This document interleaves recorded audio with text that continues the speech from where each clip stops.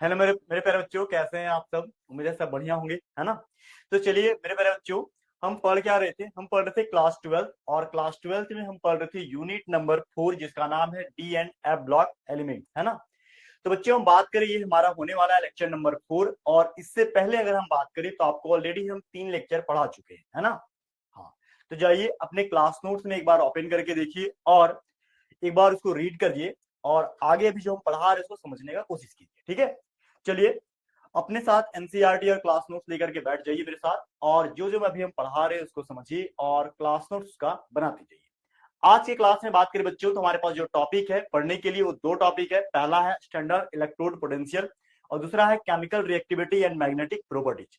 ये standard electrode potential के विषय में हम बात करें तो इसके विषय में हम ऑलरेडी आपको यूनिट नंबर 2, जिसका नाम था इलेक्ट्रोकेमिस्ट्री, क्या नाम था सर? इलेक्ट्रोकेमिस्ट्री, जहां पे हम इलेक्ट्रोकेमिकल सीरीज और standard reduction potential, standard oxidation potential, SRP, SHE के मदद से आपको हम ऑलरेडी एक बार पढ़ा चुके हैं। समझ रहे हैं मेरी बात? हाँ, स्टैंडर्ड इलेक्ट्रोड पोटेंशियल जो है इसके बारे में इलेक्ट्रोकेमिकल सीरीज, और ये यूनिट नंबर 2 जिसका नाम इलेक्ट्रोकेमिस्ट्री था, वहां पे ऑलरेडी एक बार हम इसको पढ़ा चुके हैं, और लास्ट क्लास में भी इसको एक बार हम समझा चुके हैं। तो इस बार फिर से थोड़ा सा हम इसको समझाएंगे, तो अगर किन्हीं को कोई लास्ट क्लास में डाउट बचा होगा तो अभी सब क्लियर हो जाएगा, ठीक है। बात समझ रहे मेरी?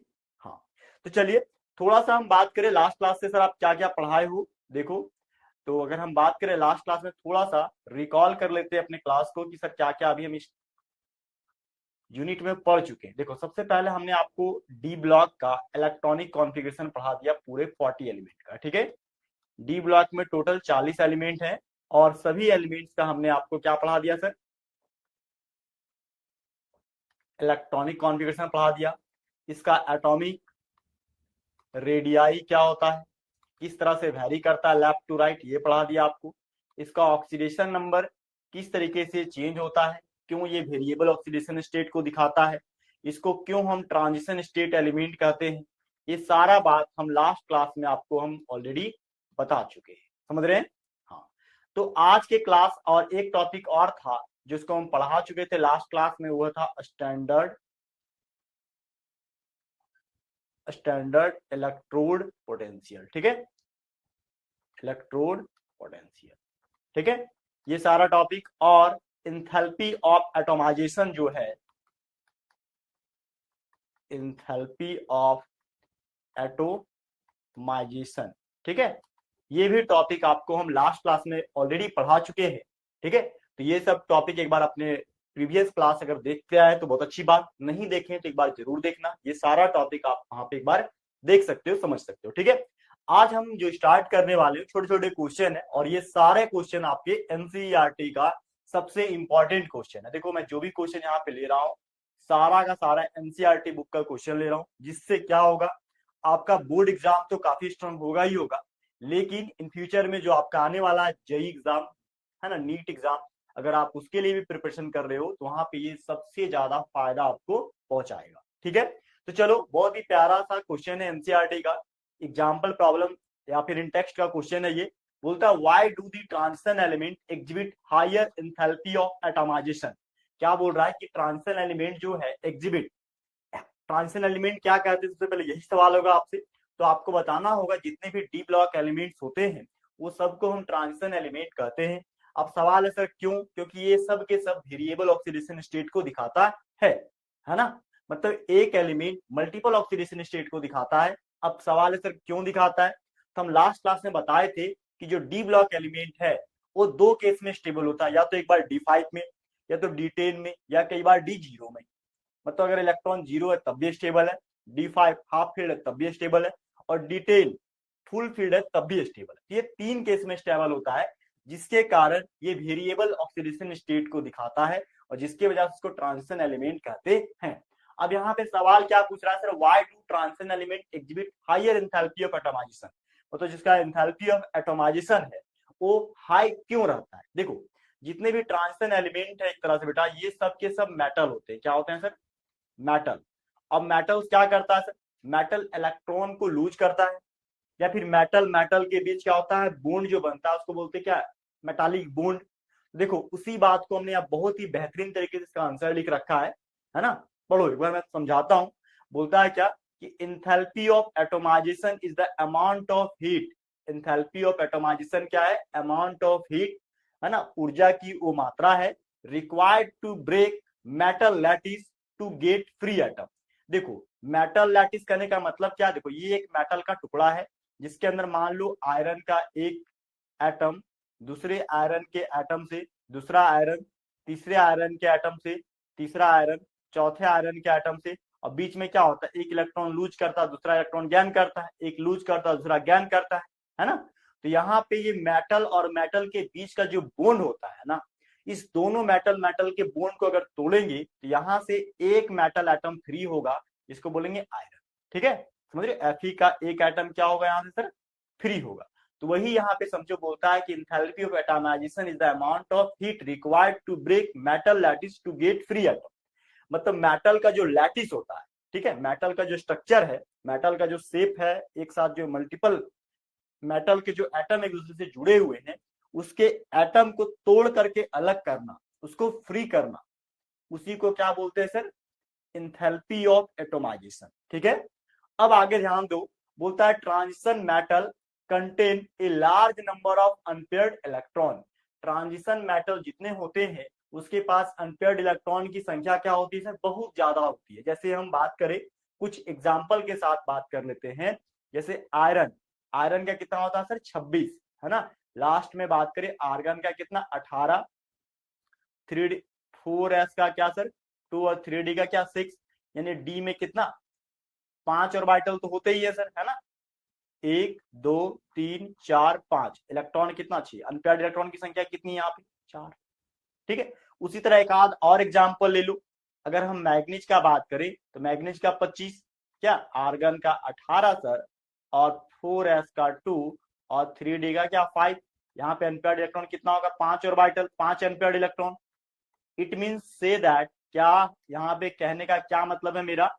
कहने का मतलब ये है कि जितने भी ट्रांजिशन मेटल हैं वो क्या एक से अधिक अनपेयर्ड इलेक्ट्रॉन शो करते हैं, क्योंकि इसका ऑक्सीडेशन स्टेट वेरिएबल होता है। तो वही बोलता है as a transition metal contain large number of unpaired electron, they have inter atomic attraction. Inter atomic attraction मतलब एक एटम दूसरे एटम को खींच के रखता है, ठीक है, जिसको बोलते हैं मेटालिक बॉन्ड। जैसे यहाँ पे देखो हमने क्या बोला है कि आयरन जो है इलेक्ट्रॉन को लूज करेगा, लेकिन दूसरा आयरन जो है इसी इलेक्ट्रॉन को गेन करेगा, दूसरा आयरन फिर इलेक्ट्रॉन को लूज करेगा, तो नेक्स्ट आयरन का एटम क्या करेगा? गेन करेगा। ये इलेक्ट्रॉन लूज करेगा तो दूसरा आयरन का एटम क्या करेगा? गेन करेगा। और इसी तरह करके क्या एक मेटालिक बॉन्ड क्रिएट होता है। क्या होता है सर? मेटालिक बॉन्ड क्रिएट होता है। वही बोलता है they have inter atomic attraction या metallic bond, hence they have high enthalpy of atomisation. ठीक है, मतलब एक मेटल दूसरे मेटल से जुड़े होते हैं काफी स्ट्रॉन्ग बॉन्ड से, जिसको तोड़ने में ज्यादा हीट का रिक्वायरमेंट होता है, जिसके वजह से इसका एंथैल्पी ऑफ एटमाइजेशन क्या होता है सर? बहुत ज्यादा हाई होता है। क्लियर है? हाँ, इस क्वेश्चन, ये क्वेश्चन समझ में आया? चलो इस क्वेश्चन को लिख लो सभी बच्चे। ठीक है, ये क्वेश्चन पूछ सकता है तुम्हारे एग्जाम में, इसको लिखो। नेक्स्ट देखो क्या लिखा है सर। बोलता है इन द सीरीज, सीरीज में क्या कि अस्केंडियम उठाना है जिसका एटॉमिक नंबर 21 है, ठीक है, जिसमें D1 इलेक्ट्रॉनिक कॉन्फ़िगरेशन होगा, और दूसरा होता है जिंक जिसका इलेक्ट्रॉनिक एटॉमिक नंबर 30 है, और लास्ट में इलेक्ट्रॉन 3D में कितना? 10 इलेक्ट्रॉन है। यहाँ पे 3D में 1, यहाँ पे 3D में 10। बोलता है enthalpy of atomisation zinc is lowest. Zinc का एंथैल्पी ऑफ एटमाइजेशन क्या? बहुत ज्यादा कम है, 126 किलो जूल पर मोल। वाई? सवाल पूछ रहा वाई, क्यों? देखो अगर हम सिंपली समझो तो D10 में क्या सर? पूरा का पूरा इलेक्ट्रॉन फुलफिल है। D10 के 10 इसके जो 5 ऑर्बिटल में हम बात करें तो इलेक्ट्रॉन तक कितना सर? 1 2 3 4 और 1 5। सर सब में क्या है? इलेक्ट्रॉन पूरा का पूरा भरा पड़ा है। अब इलेक्ट्रॉन अगर पूरा का पूरा भरा पड़ा है तो अनपेयर्ड इलेक्ट्रॉन की संख्या कितनी है सर? 0। अनपेयर्ड इलेक्ट्रॉन की संख्या कितनी है? 0। यहाँ पे अनपेयर्ड इलेक्ट्रॉन की संख्या कितनी होगी सर? यहाँ पे अनपेयर्ड इलेक्ट्रॉन की संख्या 1 है। तो अभी हमने क्या बात किया कि जितना ज्यादा अनपेयर्ड, ठीक है, उतना ज्यादा मेटल मेटल के बीच स्ट्रॉन्ग बॉन्ड बनेगा, तो उसका एंथैल्पी ऑफ एटमाइजेशन उतना ज्यादा हाई होगा। अब जिंक के पास इलेक्ट्रॉन फ्री तो है नहीं, अनपेयर्ड तो है नहीं, इसका एंथैल्पी ऑफ एटमाइजेशन क्या होगा सर, कम होगा। साफ सा बात है ना। देखो इसी को हमने लिख रखा है क्या, ध्यान से पढ़ो कि in the series of scandium to zinc, है ना, scandium 21, titanium 22, vanadium 23, chromium 24, manganese 25, iron 26, cobalt 27, है ना, कोबाल्ट 27, निकेल 28, कॉपर 29, जिंक 30, है ना। अस्केंडियम टू जिंक हम बात करें 10 एलिमेंट में, ठीक है, तो ऑल एलिमेंट हैव वन और मोर अनपेयर्ड इलेक्ट्रॉन। अस्केंडियम से जिंक के बीच में सारे अगर एलिमेंट का हम बात करें, सबके पास एक से अधिक अनपेयर्ड इलेक्ट्रॉन होता है, एक्सेप्ट जिंक। जिंक में क्या सर 3d10 होगा, ठीक है, which has no unpaired electron, इसके पास कोई भी अनपेयर्ड इलेक्ट्रॉन नहीं है। As it's outer electronic configuration क्या 3d10 और 4s2 होगा। Hence atomic inter metallic bond, अब इसके बीच का जो मेटल मेटल बॉन्ड बनेगा, तो एक मेटल इलेक्ट्रॉन को लूज करेगा, दूसरा मेटल जिंक का इलेक्ट्रॉन गेन करेगा, उसी को बोलते हैं मेटालिक बॉन्ड। मतलब metal metal bond is weakest in zinc. Zinc के अंदर क्या होता है सर, वीकेस्ट, वीक होता है। क्यों? क्योंकि यहाँ पे कोई भी डी ऑर्बिटल में इलेक्ट्रॉन अनपेयर्ड नहीं होता है, देयरफॉर इसलिए enthalpy of atomisation of zinc is very low या लोएस्ट। क्लियर है आंसर, है ना। ये बहुत ही प्यारा क्वेश्चन है आपके एनसीईआरटी बुक का, तो इसका भी आंसर हमने लिख दिया, आप भी अपने कॉपी में लिख लो, ठीक है। देखो जितने ज्यादा तुम क्वेश्चन पढ़ोगे, देखो थ्योरी पढ़ने से कॉपी मोटा होगा, क्वेश्चन पढ़ोगे तो दिमाग तेज होगा, समझ रहे हो। ये क्वेश्चन मल्टीपल तरीके का लगाया करो, और एनसीईआरटी का जो बच्चा क्वेश्चन लगा लिया बोर्ड में, बोर्ड का प्रिपरेशन करते ही करते, तो उसके लिए जेईई और नीट आसान हो जाएगा, एक क्लियर स्पष्ट बात है, ठीक है। चलो 2 क्वेश्चन हो गया प्यारा प्यारा। अब एक और क्वेश्चन देखो, बोलता है क्या कि नेम दी ट्रांजिशन एलिमेंट, एक ट्रांजिशन एलिमेंट का नाम बताओ which does not exhibit variable oxidation state, मतलब जो मल्टीपल ऑक्सीडेशन स्टेट दिखाएगा ही नहीं, मल्टीपल ऑक्सीडेशन स्टेट दिखाएगा नहीं। अब सवाल है सर कौन नहीं दिखाएगा, अरे जिसके बाहरी कक्षा में अगर एक ही इलेक्ट्रॉन है तो कितना ऑक्सीडेशन स्टेट दिखाएगा सर, एक दिखाएगा। तो ऐसा कौन सा है, ऐसा हम बात करें तो है कौन, अस्केंडियम का देख लो, अस्केंडियम का 21, सर आर्गन का क्या है सर 18 कर देते हैं, 4s का 0, 4s का अगर 2 कर देते हैं, ठीक है, तो 3d में कितना 1, तो d में इलेक्ट्रॉन की संख्या कितनी, एक, कितना है सर एक, तो कितना दिखा सकता है पहला वाला। तो वही यहाँ पे आंसर क्या है कि अस्केंडियम 21 does not exhibit variable oxidation state, ये वेरिएबल ऑक्सीडेशन स्टेट नहीं दिखाएगा, ये एक ही दिखाएगा, क्योंकि 3d में इलेक्ट्रॉन की संख्या कितनी एक, तो इसी इलेक्ट्रॉन को ये लूज करेगा, तो अस्केंडियम पे क्या एक दिखाएगा, बात समझ रहे हैं। हाँ, तो ये वेरिएबल ऑक्सीडेशन स्टेट को नहीं दिखा पाएगा, ठीक है, क्लियर है। आगे देखो, बोलता अगला क्वेश्चन क्या है कि which of the 3d series of the transition metal exhibit largest number of oxidation state and why, पूछा है 3d सीरीज। अब देखो हमने भी बताया था कि जो ट्रांजिशन एलिमेंट उसके पास 4 सीरीज है, कौन कौन सा, एक 3d, एक 4d, एक 5d और एक 6d सीरीज, और हर सीरीज में 10-10 एलिमेंट है। तो बात कर रहा है 3d सीरीज का, चलो एलिमेंट का नाम लिख लो पहली बात, अस्केंडियम 21, titanium 22, vanadium 23, chromium 24, manganese 25, iron 26, cobalt 27, nickel 28, copper 29, zinc 30, ठीक है, बात समझ गए।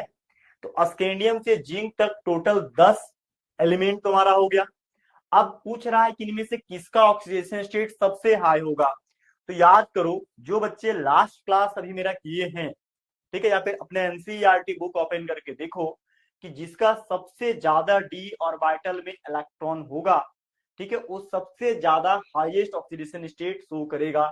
तो ऐसा अगर हम बात करें तो मैग्नीज शो करता है, कैसे सर, मैग्नीज का अगर इलेक्ट्रॉनिक कॉन्फ़िगरेशन तुम देखते हो तो आर्गन का होता है कितना 18, ठीक है, 4s का 2 और 3d का कितना 5, 4s2 3d 5, s में कितना इलेक्ट्रॉन है 2, और डी में कितना है सर 5, ठीक है, यानी कि 1 2 3 4 5, यानी कि देखो ये जो वेरिएबल ऑक्सीडेशन स्टेट का बात करें तो ज्यादा से ज्यादा 5 यहां से निकालेगा, 2 यहां से निकालेगा, यानी कि मैग्नीज जो है वो +2 से लेकर के +7 के बीच का ये ऑक्सीडेशन स्टेट दिखा सकता है, और 3D सीरीज में सबसे ज्यादा ऑक्सीडेशन स्टेट मैग्नीज ही दिखाएगा। ठीक है, तो वही बात को देखो मैं सिस्टमेटिक वे से लिख दिया क्या कि manganese atomic number 25, so maximum number of oxidation state, ये क्या दिखाएगा sir, maximum number of oxidation state दिखाएगा।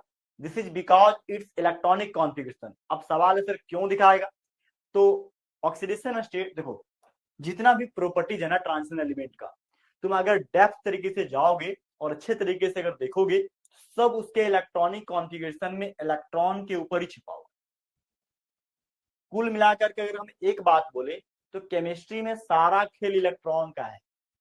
इलेक्ट्रॉन से खेलने सीख गए तो तुम प्रो खिलाड़ी बन जाओगे केमिस्ट्री का। यहां भी वही हाल है। इलेक्ट्रॉन देखो, जहां पे क्या 3d5 4s2, यहाँ पे बाहरी कक्षा में 7 इलेक्ट्रॉन है, और ये सातों इलेक्ट्रॉन को हम आसानी से निकाल सकते हैं।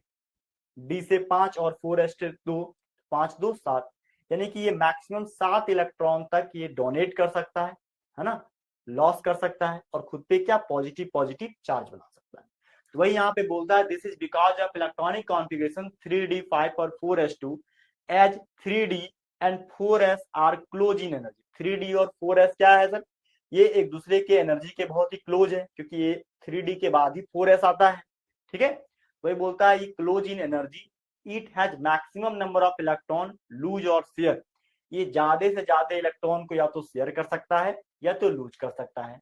As all the 3d electrons are unpaired, 3d का पांचों इलेक्ट्रॉन अगर देखा जाए तो क्या है सर, देखो 1 2 3 4 5, पांचों का पांचों अनपेयर्ड है 3d।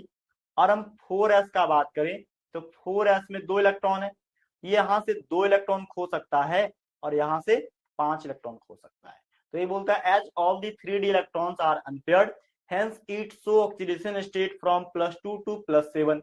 ये +2 से +7 के बीच ऑक्सीडेशन स्टेट को शो करता है, जो इस तरीके से होगा। कैसे सर, +2, अगर 2 निकाला तो +2, अगर 3 इलेक्ट्रॉन निकाल दिए तो +3, 4 निकाल दिए तो +4, 5 इलेक्ट्रॉन निकला तो +5, 6 निकला तो +6, और 7 निकल गया तो +7। मतलब 2 से 7 के बीच है ना ऑक्सीडेशन स्टेट निकालेगा, और यही इकलौता एलिमेंट है मैग्नीज जो maximum number of unpaired electron या maximum number of oxidation state को क्या करेगा सर, शो करेगा। क्लियर है, क्वेश्चन क्लियर है। चलो इस क्वेश्चन को भी लिख लो, ये भी इंपॉर्टेंट क्वेश्चन है तुम्हारे कॉन्सेप्ट के हिसाब से और तुम्हारे एनसीईआरटी बुक के हिसाब से तो है ही।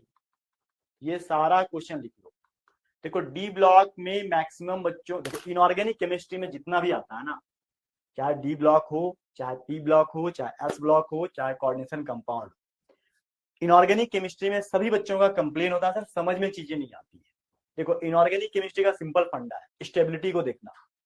ठीक है, और स्टेबिलिटी देखने का एक ही तरीका है, इलेक्ट्रॉन को या तो लूज करके या तो गेन करके। बात समझ रहे हो, हाँ। तो ये इलेक्ट्रॉनिक कॉन्फ़िगरेशन को जो जितना बढ़िया सीख जाएगा ना, उसके लिए केमिस्ट्री पूरा आसान हो जाएगा।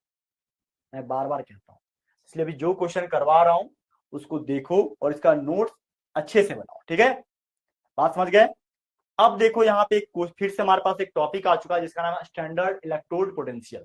सर ये इलेक्ट्रोड पोटेंशियल क्या होता है, इलेक्ट्रोड समझते हो, देखो इलेक्ट्रोड को हम ऑलरेडी लास्ट क्लास में समझा चुके हैं और इलेक्ट्रोकेमिस्ट्री में बहुत डिटेल से समझा है। फिर से एक बार हम फोटो एक ड्रॉ करते हैं और इस फोटो की मदद से समझाने का कोशिश करते हैं। समझो, एक बार समझ जाओगे तो कोई दिक्कत नहीं होगा। ठीक है, देखो लास्ट क्लास में समझाया है लेकिन फिर से आज हम समझा दे रहे हैं। देखो हम अभी एक सेल यहाँ पे ड्रॉ कर रहे हैं। ठीक है, इस सेल का नाम है इलेक्ट्रोकेमिकल सेल। क्या नाम है सर, इलेक्ट्रोकेमिकल सेल।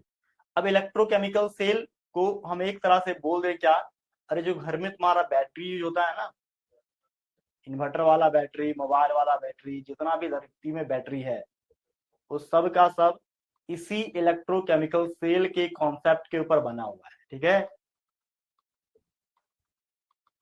समझ रहे हो, तुम लोग तो इसको पढ़ लिए हो तो समझने में उतनी दिक्कत तो ना ही होगी, क्योंकि इलेक्ट्रोकेमिस्ट्री में ऑलरेडी हम एक बार इसको पढ़ा चुके हैं। चलो अब इतना देर जब तक हम बात कर रहे हैं तुम लोग हमको एक ट्रिक कमेंट करके बता दो कि सर ये तरफ, इस तरफ का सेल का नाम क्या होता है और इस तरफ का सेल का नाम क्या होता है। चलो हम लिख भी देते हैं, इसको बोलते हैं एनोड सेल, ठीक है, या एनोडिक सेल, इसको बोलेंगे कैथोड सेल या कैथोडिक सेल, ठीक है, समझ रहे हैं। हाँ, इसके लिए ट्रिक होता है, ट्रिक भी लिख देते, देखो यहाँ पे होता है ट्रिक LOAN, ठीक है, और इधर क्या होता है sir RRCP। What is L? L मतलब लेफ्ट साइड, ओ मतलब ऑक्सीडेशन, यहाँ पे क्या होगा ऑक्सीडेशन, और इस पे चार्ज होगा नेगेटिव। यहाँ पे क्या होता है सर रिडक्शन, चार्ज क्या होता है सर पॉजिटिव। ये दोनों इलेक्ट्रोड को हम बीच से जोड़ देते हैं, जिसका नाम होता है क्या है वोल्ट मीटर, जो दोनों के वोल्टेज को मेजर करता है, ठीक है। अब ये दोनों के अंदर आयंस के electric ion, number of ions को न्यूट्रलाइज करने के लिए हम लोग एक ब्रिज बना देते हैं जो दोनों सर्किट को कंप्लीट करता है, और उस सर्किट का नाम क्या होता है सर सॉल्ट का ब्रिज, ठीक है, सॉल्ट ब्रिज, ठीक है। हाँ, लास्ट क्लास में ऑलरेडी एक बार बता चुके हैं, दोबारा बता रहे हैं ताकि आपका जो संशय है कोई भी तरह का आपको दिक्कत ना हो, ठीक है। देखो यहाँ पे बात करें सर, ये जो इलेक्ट्रोड बना होता है ना, सबसे पहले ये जिंक धातु का बना होता है, जबकि ये इलेक्ट्रोड जो है कॉपर का है। आप इस इलेक्ट्रोड को है ना अलग अलग सेल में बदल सकते हैं, ठीक है, कोई दिक्कत नहीं है। हम दो एग्जांपल लेके समझा रहे हैं।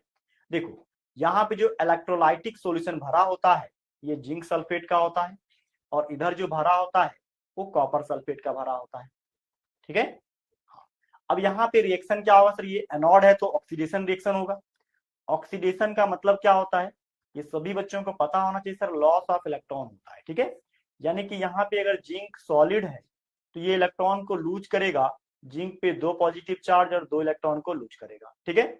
उसी तरह अगर हम बात करें कैथोड पे क्या होता है सर, यहाँ पे रिडक्शन होता है, और रिडक्शन में क्या होता है सर गेन ऑफ इलेक्ट्रॉन होता है। तो गेन ऑफ इलेक्ट्रॉन किस तरीके से होगा, देखो Cu 2 पॉजिटिव चार्ज है एक्वस मीडियम में, ये 2 इलेक्ट्रॉन को यहाँ पे ले लेगा और Cu बनाएगा एज ए सॉलिड का फॉर्म, ठीक है, क्लियर है। अब देखो, अब ध्यान दो ये, अब देखो जहां पे इलेक्ट्रॉन लॉस और इलेक्ट्रॉन गेन का कॉन्सेप्ट आए और ये काम जहां पे होता है उसको बोलेंगे क्या, वहां पे हमारा आ जाएगा पोटेंशियल डिफरेंस, जिसको बोलते हैं इलेक्ट्रोड पोटेंशियल। यानी कि यहाँ पे बात करें ई नॉट सेल किसके बीच सर, जिंक सॉलिड से जिंक 2+ के बीच, इसका अपना एक वैल्यू होता है।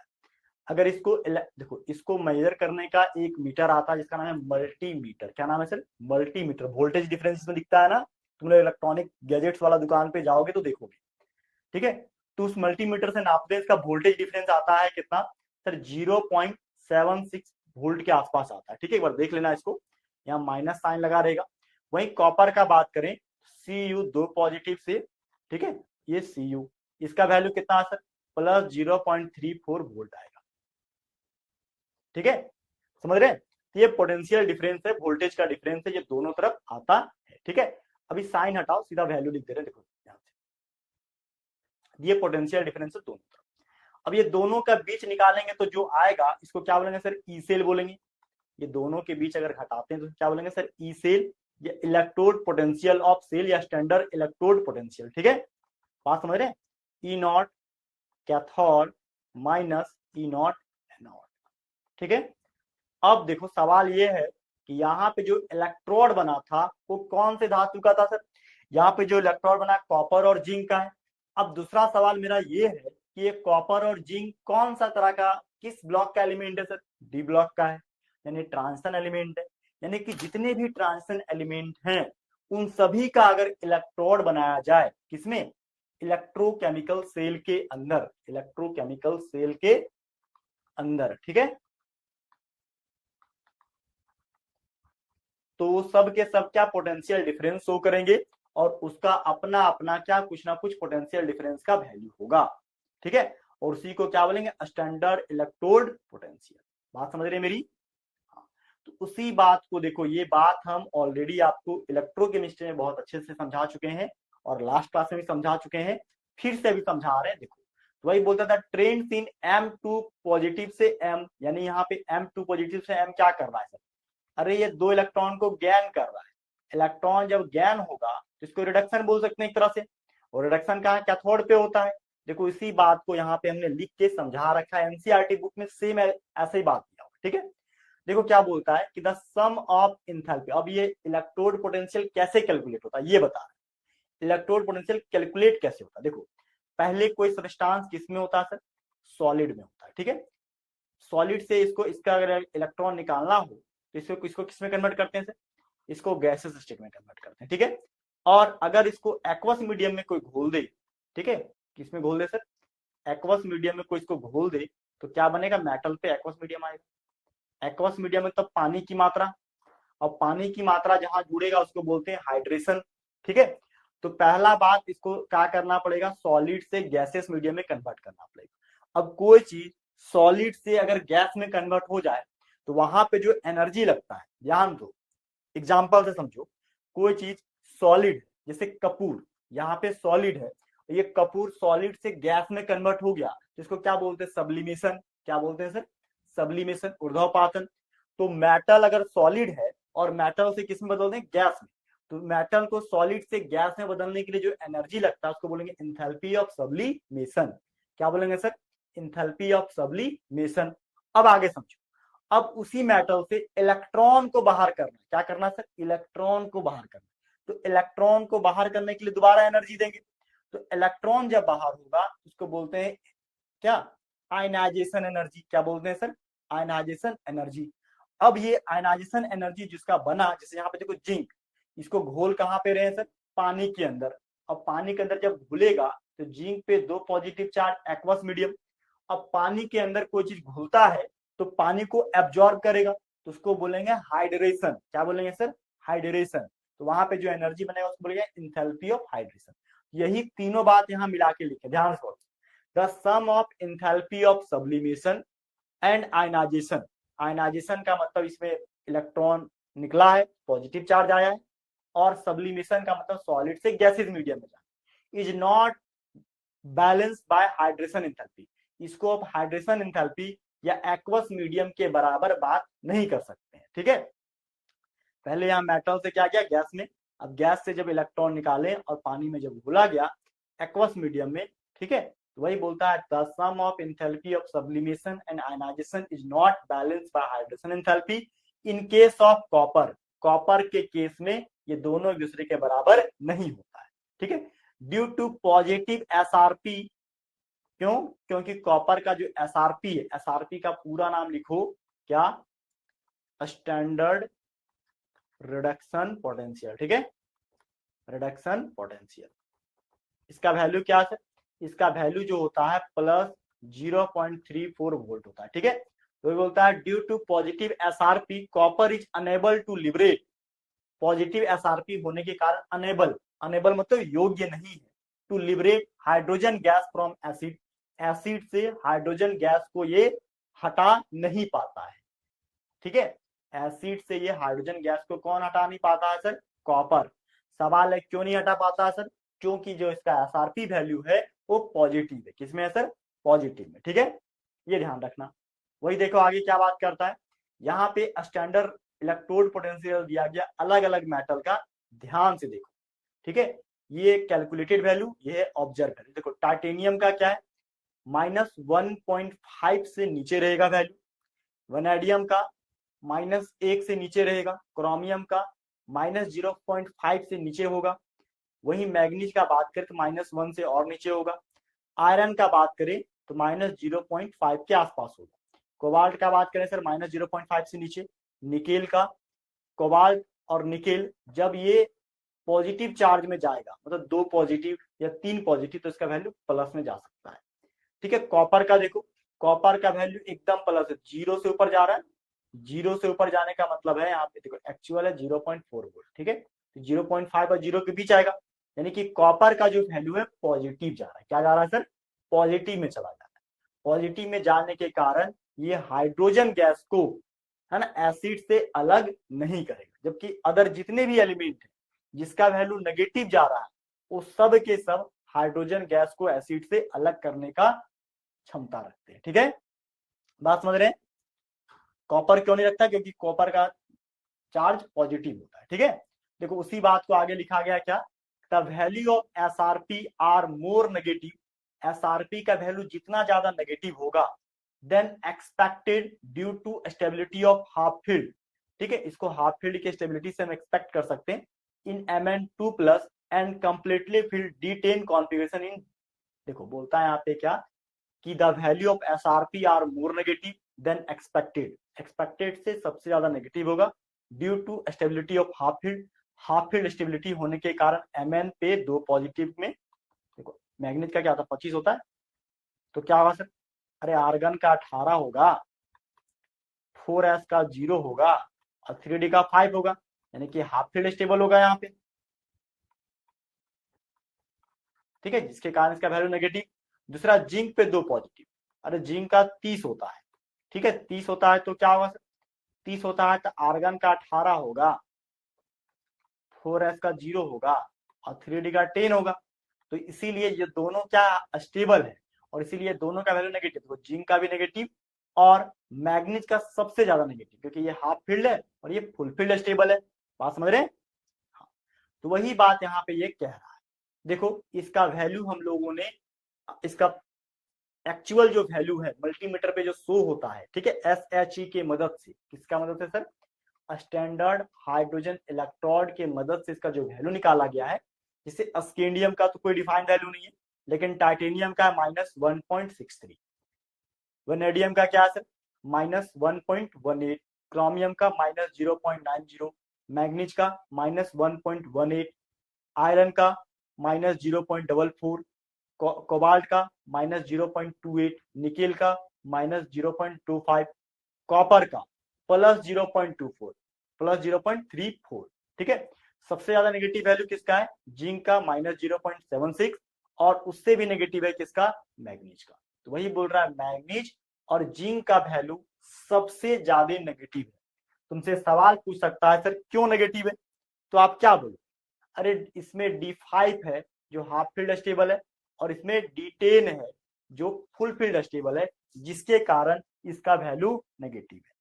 क्लियर है, बोलो कोई दिक्कत तो नहीं, स्पष्ट रीजन है ना।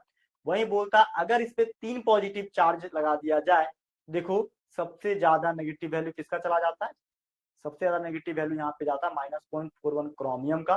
ठीक है, 3 पॉजिटिव आ जाए, 3 बार इलेक्ट्रॉन लूज करे तब। ठीक है, तो यहाँ पे ध्यान दो, 3 बात पे ध्यान देना, 3 एलिमेंट पे सबसे ज्यादा ध्यान, एक कॉपर का जो +0.34 वोल्ट शो करेगा, दूसरा जिंक का जो -0.76 और एक मैग्नीज का जो -1.18, तीनों के पीछे कारण। ठीक है, जिंक, मैग्नीज और जिंक क्या है, ये हाफ फील्ड ये फुल फील्ड। कॉपर क्या है, कॉपर D10 कर लेता है किसको खो करके, S के इलेक्ट्रॉन को खो करके। ठीक है, या फिर D में इसका 3D क्या होता है 9 होगा, अगर Cu पे 2 पॉजिटिव चार्ज होगा तो। अब ये 2, अब इसके D9 है, यानी ये इलेक्ट्रॉन कभी भी किसी केस में किसी को देना नहीं चाहेगा, ये चाहेगा एक इलेक्ट्रॉन किसी तरह से झपट्टा मार के जमा करे। क्यों, क्योंकि D10 स्टेबल होता है। बात समझ रहे हैं?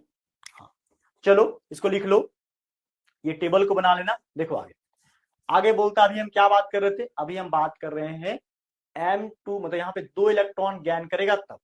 अब यहाँ पे उसी के आगे क्या है, यहाँ पे Mn3 पॉजिटिव, मतलब क्या कि मेटल जो है अगर 3 पॉजिटिव वाला है तो क्या होगा सर, मतलब 2 में से 1 इलेक्ट्रॉन को और निकाल दिया गया है। ठीक है, बोलता था लो value of scandium reflect the stability of scandium 3+। Scandium पे अगर 3 पॉजिटिव चार्ज ले आए, यहाँ पे 4s का 0 और 3d में भी 0, यानी कि d में एक भी इलेक्ट्रॉन नहीं है, और ये किस में चला जाएगा, ये चला जाएगा नोबेल गैस कॉन्फ़िगरेशन में, क्योंकि 21 में 3 पॉजिटिव चार्ज है, यानी कि 21 में 3 चला गया 18 आ गया, सीधा इसका आर्गन में इलेक्ट्रॉन है और कहीं अदर जगह इलेक्ट्रॉन है ही नहीं।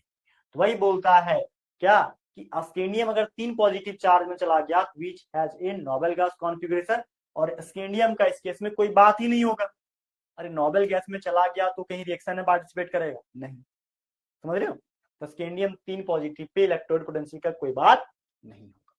वही बोलता है क्या, the highest value of zinc is due to removal of an electron from the stable d ten configuration of zinc 2 positive या जिंक 3 पॉजिटिव। देखो समझो समझो क्या कहना चाह रहा है। जिंक पे 30 होता है, ठीक है, आर्गन का 18, 4s का 0 और 3d का 10 होता है, ठीक है। अगर हम जिंक पे 2 पॉजिटिव चार्ज कर दें तो भी पहला केस में तो इलेक्ट्रॉन कहां से निकलेगा सर, 18 से निकलेगा, 4s का 0 होगा, 3d का 10 रहेगा।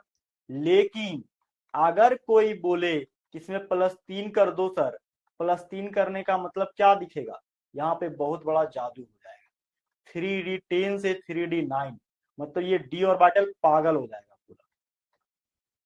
1 2 3 4 5 6 7 8 9, जैसे कोई अमीर आदमी से, है ना, होता है ना कि उसका ताज छीन लो तो पागल हो जाता है कोई, मतलब उसको चाहिए, उसी तरह इसको D10 था, इससे छीन लिए एक इलेक्ट्रॉन, 3d9 हो गया, तो अपने आप में काफी खतरनाक बन जाएगा, क्योंकि इसको स्टेबिलिटी चाहिए, एक इलेक्ट्रॉन देना नहीं चाहेगा और हमने जबरदस्ती से निकाल लिया है, तो ये अपने आप में क्या हो जाएगा, काफी खतरनाक। वही बोल रहा है यहाँ पे क्या, the highest value of electrode potential zinc is due to removal of an electron from stable D10 configuration of Zn2+। Zn2+ से एक इलेक्ट्रॉन निकाल दें, है ना, Zn3+ करने के लिए इसका जो SRP का जो वैल्यू सबसे ज्यादा हाई दिखेगा, क्या होगा, सबसे ज्यादा हाई हो जाएगा, ठीक है।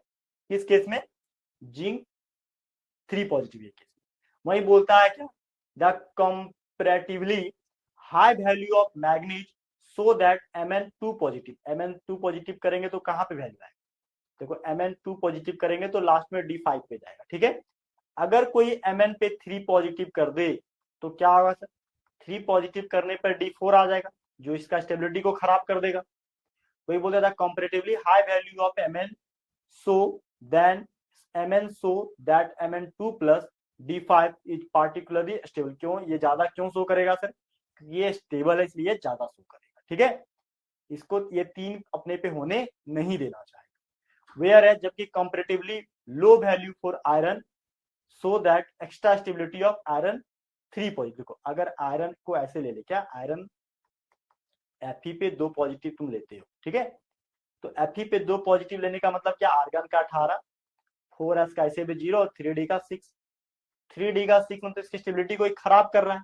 लेकिन अगर कोई इसको Fe पे 3 पॉजिटिव में कन्वर्ट कर दे, यानी कि यहाँ पे क्या, ये आराम से इलेक्ट्रॉन देना चाहेगा, पता है क्यों, क्योंकि अगर 3 इसका 4s का 0, 3d का अगर 5 हो गया, ये कहीं ना कहीं हाफ फील्ड स्टेबल हो जाएगा, तो खुद को स्टेबल करने के लिए भी ये क्या करेगा, आसानी से इलेक्ट्रॉन को लूज कर देगा, और जो आसानी से इलेक्ट्रॉन लूज कर देगा उसका SRP का वैल्यू क्या होता है, लो हो जाएगा। तो वही बोलता है where as comparatively low value of iron so that extra stability of Fe3 positive में ये ज्यादा स्टेबल बन जाएगा, इसलिए इलेक्ट्रॉन अगर ये लूज भी करता है तो इसका जो SRP का वैल्यू है, स्टैंडर्ड इलेक्ट्रोड पोटेंशियल का वैल्यू, वो कम दिखेगा, ठीक है, क्या दिखेगा सर, कम दिखेगा, ठीक है।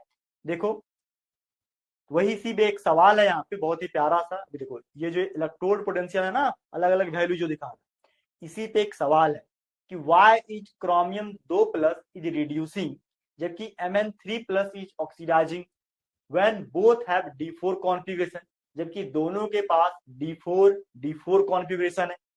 बात समझ रहे हो, देखो क्रोमियम और मैग्नीज दोनों में एक बोल रहा है एक रिड्यूसिंग कर रहा है सर, दूसरा ऑक्सीडाइजिंग कर रहा है, जबकि क्रोमियम का 24 होता है, यहां से 2 इलेक्ट्रॉन निकाले तो यहाँ पे भी 3d क्या हो जाएगा 4, और यहां से इसका होता है 25, 25 में से 3 निकाले यहाँ पे 3d4, दोनों D4 है, फिर भी एक रिड्यूसिंग कर रहा है एक ऑक्सीडाइजिंग कर रहा है ना, काफी खतरनाक बात कि सर दोनों के पास D4 है लेकिन दोनों क्या कर रहा है, एक ऑक्सीडाइजिंग एक रिड्यूसिंग, क्या कहानी है, देखो रीजन बोलता है क्रोमियम 2+ हैज इलेक्ट्रॉनिक को, देखो सारा कहानी छुपा इलेक्ट्रॉनिक कॉन्फ़िगरेशन के बीच ही होता है, बात समझ रहे हो ना। चलो इस बात को अच्छा से समझना है चैप्टर इस टॉपिक को, तो एक ही तरीका इलेक्ट्रॉनिक कॉन्फ़िगरेशन लिखो, क्रोमियम का होता है 24 सर, आर्गन का 18 सर, ठीक है, 4s का 0 कर दें तो 3d का क्या हो जाएगा 4, 18 4 22, सिंपल सी बात। अब देखो मैग्नीज का क्या है 25, देखो आर्गन का क्या है सर 18, 4s का 0 और 3d का कितना 25 में अगर यहाँ 3 निकाल दो, 3 निकालोगे तो क्या 23 बचेगा, यानी कि 3d5, यहाँ d5 यहाँ d4। अब देखो कहानी क्या बताता है, बोलता है chromium 2 positive has configuration 3d4, बिल्कुल। It can lose electron to form Cr3 positive which has stable in, अगर it can lose electron to form क्या बनाएगा सर, अगर ये गलती से इलेक्ट्रॉन लूज कर दिया, ठीक है, एक इलेक्ट्रॉन अगर ये लूज करता है तो क्या बनाता है सर, Cr पे 3 पॉजिटिव बनाएगा, विच हैज स्टेबल 3d कॉन्फिगरेशन। अगर इलेक्ट्रॉन और लूज कर दे, जैसे मान लो ये इलेक्ट्रॉन क्या किया, एक इलेक्ट्रॉन और लूज करके यहाँ पे Cr पे 3 पॉजिटिव बना दिया, ठीक है। अब 3 पॉजिटिव बनेगा तो क्या होगा, यहाँ पे आर्गन का 18 हुआ, 4s का 0 हुआ और 3d पे 3 हो गया। अब ये 3d पे 3 क्या है, इसका कहानी अभी समझाते हैं, बहुत इंटरेस्टिंग कहानी है, ठीक है। देखो अगर तुम यूनिट नंबर 5 पढ़ते हो, यूनिट नंबर 5 करने का मतलब क्या, कोऑर्डिनेशन कंपाउंड, ये बोलता है कि डी ऑर्बिटल जो है ना, डी ऑर्बिटल जो है, डी में 5 ऑर्बिटल होते हैं, ये पांचों ऑर्बिटल जो है आगे चल करके स्प्लिट करते हैं, क्या करते हैं सर, स्प्लिट करते हैं, टूट जाते हैं। सर कैसे टूटते हैं, देखो ये जो है स्प्लिट करके टूट जाते हैं, ठीक है। ये टूटेंगे 2 तरीके से, देखो एक अप एक डाउन, ठीक है। ऊपर जो जाता है, ठीक है, ऊपर में देखो इसका जो टूटेगा, ऊपर में 2 ऑर्बिटल और नीचे में 3 ऑर्बिटल, ठीक है। अब ध्यान देने का, कैसे टूटता है सर, देखो डी ऑर्बिटल जो है वो स्प्लिट करते हैं, देखो इसका नाम लिखो पहले, D X Y, D Y Z, D Z X, D X square minus Y square और डी जेड का स्क्वायर, ठीक है। 2 पार्ट में टूटा, कौन कौन, D X Y, D Y Z, D Z X, ठीक है। ऊपर में क्या, D X square minus Y square और डी जेड का स्क्वायर। अब होता क्या है, 3 इलेक्ट्रॉन ये नीचे चला गया और 2 इलेक्ट्रॉन कहाँ होता है, ऊपर चला जाता है, ठीक है, समझ रहे हो। तो अब जो नीचे आता है ना, नीचे आया मतलब उसका एनर्जी क्या, लो एनर्जी। अब जिसका एनर्जी लो हुआ, जो नीचे गया उसका लो एनर्जी, ऊपर वाला का हाई एनर्जी, सिंपल सी बात समझो। तो जिसका लो एनर्जी होता है वो ज्यादा स्टेबल होता है, जिसका एनर्जी हाई होता है कम स्टेबल होगा। तो सिंपल सी बात है कि डी ऑर्बिटल स्प्लिट किया। अब ध्यान दो, यहाँ पे अगर ये क्रोमियम पे 3 पॉजिटिव चार्ज होने का मतलब क्या है सर, कि 3d में 3 इलेक्ट्रॉन है। अब 3 इलेक्ट्रॉन है तो ये भी हम स्प्लिटिंग दिखा रहे 5 का ना, यहाँ पे इलेक्ट्रॉन 3 करोगे, ठीक है। अब जैसे ही हम इसका इलेक्ट्रॉन 3 करें, देखो ये 3 नीचे चला गया और ऊपर में क्या, इलेक्ट्रॉन बिल्कुल नहीं है। तो ये due to splitting of D orbital, due to splitting of D orbital, ये अपने आप को हाई स्टेबिलिटी दिखाता है। क्या दिखाता है सर, हाई स्टेबल। और कोई चीज अगर स्टेबिलिटी उसका हाई हो गया तो क्या करेगा, खुद को सर रिड्यूसिंग करने लगेगा। क्या करेगा सर, रिड्यूसिंग करने लगेगा, ठीक है, समझ रहे, डी ऑर्बिटल स्प्लिटिंग, ठीक है, डी ऑर्बिटल स्प्लिटिंग। सर ये कॉन्सेप्ट आप कहाँ पे पढ़ाओगे, बेटा ये कॉन्सेप्ट जो है ना आपको हम पढ़ाएंगे कोऑर्डिनेशन कंपाउंड के अंदर, ठीक है, ध्यान रखना। देखो इसी बात को यहाँ क्या लिखा है कि chromium 2 plus has D4 configuration if it lose electron to from chromium 3 positive which has stable 3d3 configuration as it half filled T2G stable. देखो इसको क्या बोलते हैं सर, नीचे वाला को बोलते हैं T2G और इसको बोलते हैं EG, ठीक है। ये दोनों बात हम पढ़ाएंगे आपको इसके बाद वाला यूनिट, अभी समझा रहे हैं शॉर्ट में समझिए, ठीक है, ठीक है। 3 इलेक्ट्रॉन नीचे चला जाता है जो स्टेबिलिटी बहुत ज्यादा होता है, वही बोलता है it has half filled T2G stable, T2G level explain in unit 5। इसको यूनिट नंबर 5 यानी कोऑर्डिनेशन कंपाउंड फिर से बताएं। Hence it is reducing. अब कोई चीज स्टेबल हो गया, ठीक है, हाफ फील्ड स्टेबल हो गया 3 इलेक्ट्रॉन जाने से, जिसके कारण ये क्या करने लगेगा, रिड्यूसिंग करने लगेगा। वहीं on the other hand manganese 3 positive also has 3d5 configuration. अगर अब ये मैग्नीज को क्या करें सर, मैग्नीज को अगर हम 3 पॉजिटिव कर दें, ठीक है, बोलता है manganese also has 3d4 configuration but it can gain electron to form Mn2 plus, ठीक है। ये अगर ये मैग्नीज पे क्या है सर 3 पॉजिटिव है तो ये क्या करना चाहेगा, देखो यहाँ पे क्या था कि मैग्नीज 3 पॉजिटिव है, 3 पॉजिटिव है तो ये क्या 3d4 है, 3d4 में क्या करना चाहेगा, ये इलेक्ट्रॉन को गेन करना चाहेगा, ठीक है। इलेक्ट्रॉन गेन करेगा तो क्या होगा सर, इलेक्ट्रॉन अगर गेन किया तो यहाँ पे 2 पॉजिटिव चार्ज आएगा। अब 2 पॉजिटिव चार्ज आने से ये क्या करेगा 4s0 और 3d क्या करेगा 3D4 से खुद को 3D5 बनाना पसंद करेगा, और 3D5 में यह हाफ फील्ड स्टेबल हो जाएगा। समझ रहे हैं? तो क्रोमियम जो है इलेक्ट्रॉन खो करके खुश है, और मैग्नीज जो है इलेक्ट्रॉन पा करके खुश है। तो ये बोलते हैं Mn3 plus also has 3D4 configuration but it can gain electron to form Mn2 positive which has a stable 3D5 configuration as it is exactly half filled. और ये पूर्ण रूप से हाफ फील्ड है, और इसके लिए क्या करेगा, ऑक्सीडाइज। बात समझे? तो क्रोमियम 2 पॉजिटिव रिड्यूसिंग करेगा क्योंकि इसमें D3 कॉन्फिगरेशन आता है। एक इलेक्ट्रॉन खोने के बाद मैग्नीज ऑक्सीडाइजिंग करेगा क्योंकि ये इलेक्ट्रॉन गेन करने के बाद क्या इसका D5 कॉन्फिगरेशन आता है। ठीक है, समझ रहे हैं? तो ये इलेक्ट्रॉन खो करके खुश है, ये इलेक्ट्रॉन पा करके खुश है। खो करके खुश है इसलिए रिड्यूसिंग, पा करके खुश है इसलिए ऑक्सीडाइजिंग। ठीक है, ये इसका कंप्लीट आंसर है, इसको कॉपी में लिख लेना सही बच्चे। ठीक है, बात समझ रहे हैं मेरी? हाँ, देखो बेटा जैसे भी लिखा रहे हैं लिख लो। ठीक है, चीजें तुमको अगर अभी कोई ये डी ऑर्बिटल का स्प्लिटिंग अभी नहीं समझ में आ रहा है तो नेक्स्ट क्लास में, नेक्स्ट चैप्टर में फिर से इसको पढ़ाएंगे हम, कोऑर्डिनेशन कंपाउंड। देखो केमिस्ट्री एक ऐसा सब्जेक्ट है ना जिसके सभी टॉपिक एक दूसरे टॉपिक से, एक दूसरे यूनिट से इंटरलिंक है। तो कोई एक यूनिट में बोलेगा मास्टर्स बन जाएंगे, एक यूनिट में पढ़ के हीरो बनेंगे, तो नहीं बनेगा केमिस्ट्री। इसलिए जैसे पढ़ा रहे पेशेंस के साथ पढ़ना और अच्छे से सब कुछ लिखते जाना। जैसे ही सिलेबस कंप्लीट होगा आपको सब कुछ समझ में आ जाएगा। ठीक है, आगे चलो सर। नेक्स्ट यहाँ देखो, इसी बात को अल्टरनेटिवली क्या लिखे हम लोग कि ई नॉट वैल्यू क्रोमियम 3 पॉजिटिव से क्रोमियम 2 पॉजिटिव इज नेगेटिव। इसका वैल्यू क्या होता है सर, नेगेटिव माइनस 0.41 वोल्ट। ठीक है, वेयर एज जबकि E nought value for Mn3 positive से Mn2 पॉजिटिव, अगर Mn3 पॉजिटिव से Mn2 पॉजिटिव बने तो इसका वैल्यू कितना, प्लस 1.57। अभी जितना ज्यादा वैल्यू पॉजिटिव में वो क्या दिखाएगा, ऑक्सीडाइजिंग बिहेवियर। क्या दिखाएगा सर, ऑक्सीडाइजिंग। और नेगेटिव वैल्यू क्या, रिड्यूसिंग बिहेवियर। ठीक है, तो वही बोलता है कि chromium 3 positive, chromium 3 positive negative है, जो रिड्यूसिंग बिहेवियर दिखाएगा, ये पॉजिटिव इसलिए oxidising behaviour. Hence Cr2 positive ion can easily undergo oxidation to give chromium 3 positive ion and therefore act as a strong reducing. खुद को ऑक्सीडाइज करेगा तो behave कैसे करेगा सर, रिड्यूसिंग एजेंट के जैसा। जबकि मैग्नीज क्या है, Mn3 पॉजिटिव, ये अंडरगो रिडक्शन, इलेक्ट्रॉन को गेन करेगा। तो खुद को इलेक्ट्रॉन गेन किया, यानी कि खुद कैसे बिहेव करेगा ये सर, ऑक्सीडाइजिंग एजेंट के रूप में। ठीक है, जिसका दोनों तरीके से आंसर हमने लिख दिया, ये दोनों आप लिख लो। ठीक है, आगे देखो एक बहुत ही प्यारा सा फिर से क्वेश्चन है कि ई नॉट वैल्यू Mn2 पॉजिटिव से M value for copper is positive. Copper का वैल्यू क्या, पॉजिटिव 0.34 वोल्ट। तो व्हाट इज पॉसिबल, क्या पॉसिबल हो सकता है रीजन फॉर दिस।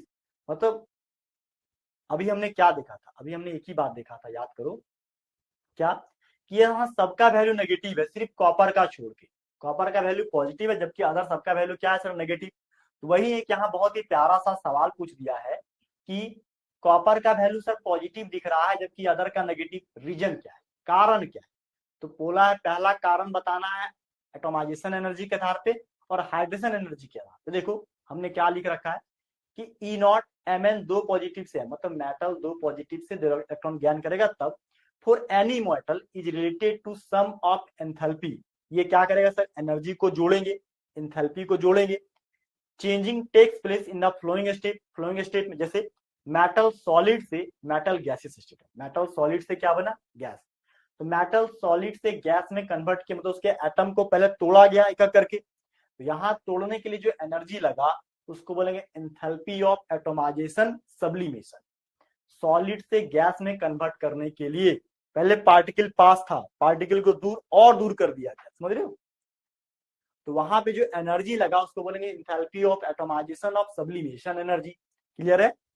अब देखो जब इसका सब्लिमेशन मतलब गैसेस में कन्वर्ट हो गया तो इससे इलेक्ट्रॉन को निकाला गया। तो इलेक्ट्रॉन को निकालने में जो एनर्जी देता है उसको बोलते हैं आयनाइजेशन एनर्जी। वही बोलता है यहाँ पे जो दूसरा केस में एनर्जी लगा है वो एंथैल्पी ऑफ आयनाइजेशन एनर्जी लगा। ठीक है, डेल्टा आई एच का मतलब आयनाइजेशन एंथैल्पी या एंथैल्पी ऑफ आयनाइजेशन एनर्जी। ठीक है, अब क्या किया गया, अब जो पॉजिटिव चार्ज है इसको इलेक्ट्रोलाइट में घोलेंगे, पानी के अंदर घोलेंगे, यानी कि ये पानी को एब्जॉर्ब करेगा। तो पानी को एब्जॉर्ब करने में जो एनर्जी लगता है हाइड्रेशन, वही बोलता है Mn2 प्लस गैसियस स्टेट को एक्वस मीडियम में घोलेंगे तो Mn 2 positive charge aqueous medium plus यहाँ पे जो एनर्जी लगेगा उसको बोलेंगे एंथैल्पी ऑफ हाइड्रेशन। क्या बोलेंगे sir? Enthalpy of hydration. Clear है? हाँ समझ रहे हैं? हाँ देखो आगे, आगे क्या है बोलता, copper has high enthalpy of atomisation, इसका एंथैल्पी ऑफ एटमाइजेशन हाई होगा, इसीलिए ये एनर्जी को पहले एब्जॉर्ब करेगा। ठीक है। दूसरा, low enthalpy of hydration, hydration enthalpy low होगा, इसलिए एनर्जी को क्या करेगा? रिलीज करेगा। ठीक है। The high energy required to transform, और इसके लिए ज्यादा एनर्जी का जरूरत पड़ेगा कॉपर सॉलिड से कॉपर एक्वस मीडियम में कन्वर्ट करने के लिए। ठीक है। कॉपर सॉलिड से कॉपर एक्वस मीडियम में कन्वर्ट करने के लिए हाई एनर्जी का जरूरत पड़ेगा, इसलिए sum of enthalpy of sublimation and ionisation is not balance, इसलिए दोनों क्या एक दूसरे को बैलेंस नहीं कर पाए। ठीक है। बाय इट्स हाइड्रेशन एंथैल्पी, मतलब ये दोनों एनर्जी को मिला देंगे तो ये इस एनर्जी से एक दूसरे को बैलेंस नहीं कर पाएगा।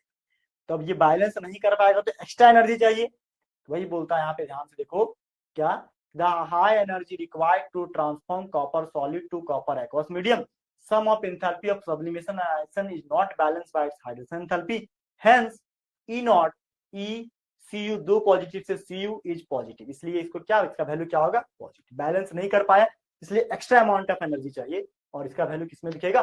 पॉजिटिव में दिखेगा। क्लियर है? आगे देखो, बोलता है trends in stability of higher oxidation state. देखो हायर ऑक्सीडेशन स्टेट का बात करें, यहाँ दो तरह का दिखाएगा, वेनेडियम पेंटाऑक्साइड, वेनेडियम पेंटाफ्लोराइड और क्रोमियम हेक्साफ्लोराइड। ठीक है। ये दोनों केस हम नेक्स्ट क्लास में इसको एक बार और समझाएंगे। ठीक है। यहाँ से फिर से दोबारा एक बार हम पढ़ाएंगे। अभी जो हम पढ़ाएं, अभी आपको दो टॉपिक पढ़ाए, पहला कौन, काफी सारा क्वेश्चन एनसीईआरटी करवा दिए, और इलेक्ट्रोड पोटेंशियल क्या है, ये कैसे कैसे अपना वैल्यू पॉजिटिव नेगेटिव कब कब शो करता है, ये बात बता दिए। नेक्स्ट क्लास में हम ऑक्सीडेशन स्टेट को पढ़ाएंगे। ठीक है। क्या पढ़ाएंगे सर? ऑक्सीडेशन स्टेट को नेक्स्ट क्लास में हम पढ़ाएंगे। ठीक है। तो चलो ये दोनों आज के क्लास को सबसे पहले सभी बच्चे अपने कॉपी में नोट करो, इसके बाद हम नेक्स्ट क्लास में मिलेंगे जहां पे आपको हम क्या, ये ऑक्साइड और फ्लोराइड के विषय में आपको हम बताएंगे और वहां पे भी काफी सारा इंपॉर्टेंट क्वेश्चन बताएंगे। ठीक है। समझ गए मेरी बात? चलो आज के क्लास को बेटा यहीं पे समाप्त करते हैं, मिलेंगे इसके बाद हम नेक्स्ट क्लास में। थैंक यू सो मच, जय हिंद, बाय, हैप्पी लर्निंग।